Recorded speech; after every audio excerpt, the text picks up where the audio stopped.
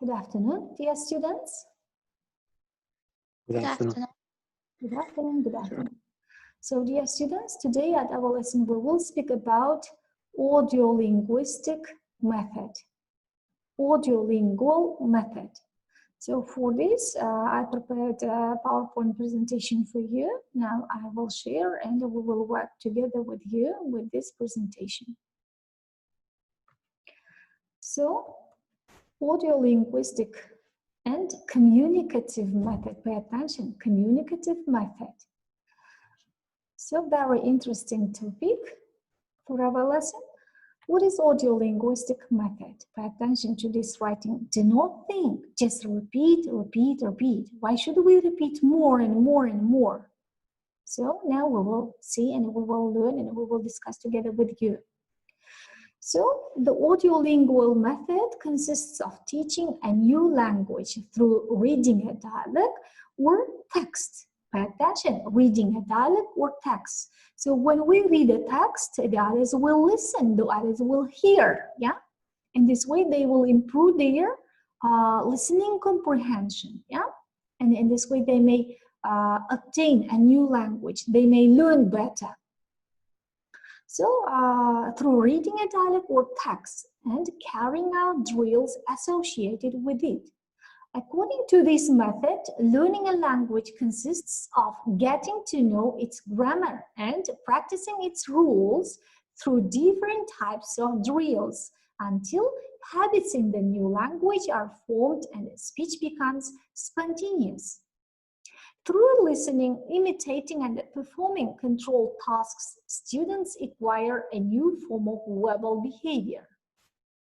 So, do you agree with me in this? Have you ever also acted out some kind of, for example, dialects or role playings in the form of a dialect? Have you ever acted out during your lessons? Role playings. You are keeping silent. What does your silence mean? So, new material in dialogue form, dependent on repeating drills. No grammar explanation in this audiolinguistic method. Much use of audiovisual aids. So skills are sequenced and mother tongue discouraged in this method. And we speak about inputs and outputs of this method. So here, pay attention to the picture.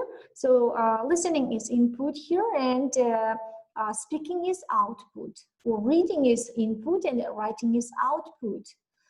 And improving your pronunciation. How can we improve our pronunciation with the help of this method? What's your opinion? We have just spoken that in this type of method, which is called audiolinguistic and communicative method, grammar is not stressed, grammar is not focused on, and pronunciation focused. Pay attention, pronunciation focused, vocabulary limited, immediate responses, error-free utterances. And teacher orchestra leader in this method. And positive reinforcement, structural patterns taught by repetitive drills. And improving your pronunciation. I've just asked a question, but you are not sharing your opinions. How can we improve our pronunciation through this method? We have just told about that with the help of repetitive drills, with the help of acting out dialogues, reading some kind of texts or dialogues. In this way, we may improve our pronunciation in this method. Process of audiolinguistic method. The processes are production of dialogue material and revision then, and addition of new structure, and then repeated drilling and reading. Objectives of ALM. ALM, it is audiolinguistic method, or the objectives are to train the students in comprehension, listening, and accurate pronunciation. This is the first objective of this audio-linguistic method. To develop the students' abilities, saying like what natives like. How can we acquire such kind of native-like abilities? How can we develop such kind of abilities of ours? We have just spoken. We have just told that we should read much, we should listen much, yeah? We should act out dialects or role-playings much. And in this case, we may gain the expected result. So the next objective is to improve the ability to respond quickly and accurately in speech communities. So now we will speak about advantages and the disadvantages of this audio-linguistic method. So what about the first advantage of this ALM method? So the first advantage is a first method. It is the first method based on theory. All students are active in the classroom. Learners can speak by using target language. Teaching is possible to a large group of learners. What about the drawbacks, disadvantages of this method? So the first drawback is its theory has a weak basis. Its theory has a weak basis. No creative output. Boring, dull, and uninspiring. Little attention is paid to content. Speaking skills are focused. Teacher domination, teacher-oriented materials, because in the first slide we told that teacher is the leader, yeah, leader orchestra in this ALM, that is audio-linguistic method. So communication, yeah. Because we just told that the name of the method is audio-lingual and communicative method. So we need to communicate much in order to improve our communicative skills. Yeah. So the means of how can we communicate with others? With which ways? So through which ways? We may communicate through internet or sender or media or message, television, reading or websites or discussion, listening, conversation, announcement, chat, email, writing, news, and by phone we usually communicate much. So these are the means of communication. Communicative language teaching. The definition of communicative language teaching, the which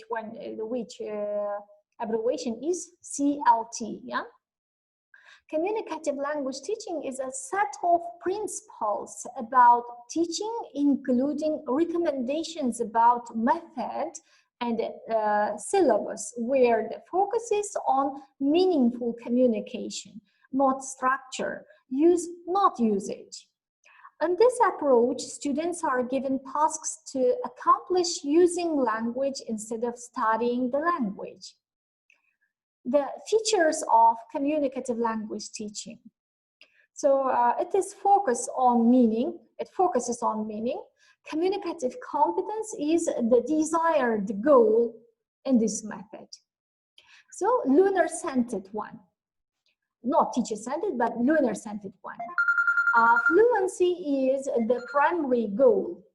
Students are expected to interact with other people either in oral practice through peer and group work or in the writings. Dialects, if used, center around communicative functions.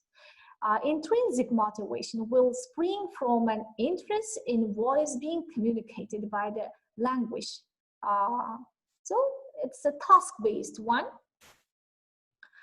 Principles. Now let's speak about principles of CLT, that's communicative language teaching. Communicative principles activities that involve real communication, promote learning. The task principle, the next principle is the task principle.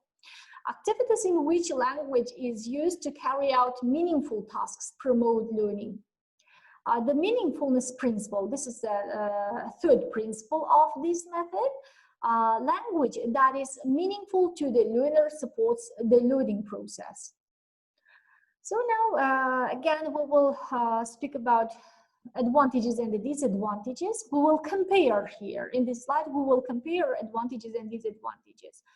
So the first advantage here, this technique increases the teacher-student relationship. It's an interactive relationship. So the disadvantage is, so the requirements are difficult. Not all classrooms can allow for group work, activities, and therefore teaching aids and materials. So the second advantage of this method is CLT, that's communicative language teaching, provides the opportunity for students to be aware of their abilities and exhibit them. So for example, if we take role playing, yeah? Acting out role plays. So first students should maybe learn by heart some kind of dialogues or should prepare and then they should act out those roles of their characters, yeah? And in this way, they will exhibit their abilities of speaking or acting out their conversations or any kind of language skills they may exhibit with the help of such kind of activities in this method. And the disadvantage in this is it is controversial whether it can be used in every level of students. The next advantage is the students in this way can learn the target language in an enjoyable way. They usually don't do it by force. They will do it willingly. So that is why it is told here enjoyably. Yeah. The teacher should prepare the syllabus by taking students' interests. This is more important. Yeah. The teacher should prepare the student syllabus by taking students' interests and needs into account. However, the energy and time of the teacher are limited. So, dear students, that is all about CLT, that's communicative language teaching. And what about your opinion? What should a teacher pay attention in order to improve the learner's communicative skills? What is helped? What has ever helped you to develop your communicative skills? Share your opinions, please. With the help of what kind of activities, what kind of methods have you developed your communicative skills up to now? It is now, so you are the 4th year students during 3 years, yeah? What helped you to develop your communicative skills? What kind of activities which you have ever used? So any other opinions, please? Yes, sure. Especially teachers organize some kind of discussion and debates between the subgroups. And in these subgroups or debates, just we all try to win the opponent group, and even if we made some kind of mistakes, just we try to express our opinions in order to win this group. And I think that competition between the students can also improve their speaking skill. Surely, surely. This is the best way. Discussions, debates are the best way to develop the learner's communicative skills. Because only with the help of communication, we may improve our fluent speech in any kind of foreign language. Is it Chinese, or is it Japanese, or is it Russian, or English, or even Uzbek? So the communication plays the most important role.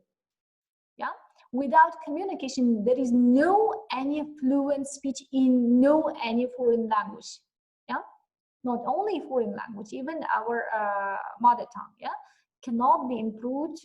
The fluency cannot be improved without communication. So that is why we should try to communicate as much as possible during the lessons, especially you, yeah, the students. It is nowadays you are students, but in a year you also will surely become what?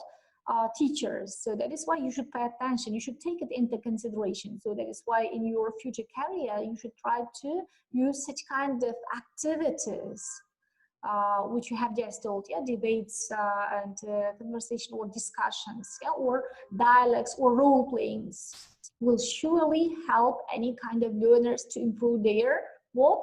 Communicative language skills. Only you had just told that even we made some mistakes, yeah, you told it's okay to make a mistake. Learners shouldn't be afraid of making mistakes. It's okay to make a mistake because it's not our mother tongue. So that is why with the help of these mistakes we may learn how to correctly structure, for example, the sentences in our speech or our pronunciation. So as for me, for example, when one small group is acting out their maybe presentation or acting, demonstrating their presentation or acting out their role playings, I ask the other small group to follow them, and they usually take a sheet of paper and they write down each other's mistakes, pluses and minuses. So for what? In order not to forget till the end. At the end, I usually ask the other students who are following to give their feedback, peer feedback to each other. And in order to be able to give feedback, in order to be able to speak about their pluses and the minuses, they should take notes of the mistakes, pluses and drawbacks too. So then at the end, they give peer feedback. And even with the help of these giving feedbacks, they will surely improve their speaking skills. Usually, all language skills can be improved with giving feedback. When one is giving feedback, the others will surely listen to them, hear them, and so in this way they may improve their speaking skills, also critical thinking, and also pronunciation skills. All language skills can be improved by giving feedback, and usually by when you give feedback, you should start with positive feedback in order to motivate, in order to encourage your group mates, classmates. Yeah, if you start your feedback with negative feedback, in this case, you may discourage your group mates. So that is why never start giving feedback with negative one. First, give positive feedback, then surely give your negative feedback too, if there is any drawbacks. And at the end, you should give your suggestions. If you do this, you will surely gain the expected result, and the lesson will be more fruitful, more productive. So that is why, dear students, do take it into consideration in your future career. But never interrupt each other, please. Not only each other, never interrupt your future pupils, future students, future learners. If you interrupt them to correct their mistakes, if you interrupt their speech, they will forget their words, they will lose their words, and they may get nervous, and then at the result, they may not gain the expected result. For example, they may fail. Yeah, so that is why never interrupt each other, and teach your pupils too not to interrupt during speech. Teach them to be patient enough. They should wait with patience, and then they should wait their turn, and they should raise their hands, and then they should correct the mistakes if there are any, or they should ask their questions. So Dear students, this is the end of our today's lesson, and revise all the materials we learned today and be ready for the next time. Goodbye then. Okay, teacher, Goodbye. thank you for the lessons and also Thank you for the lesson. Thank you for your attention too. Bye. Thank you.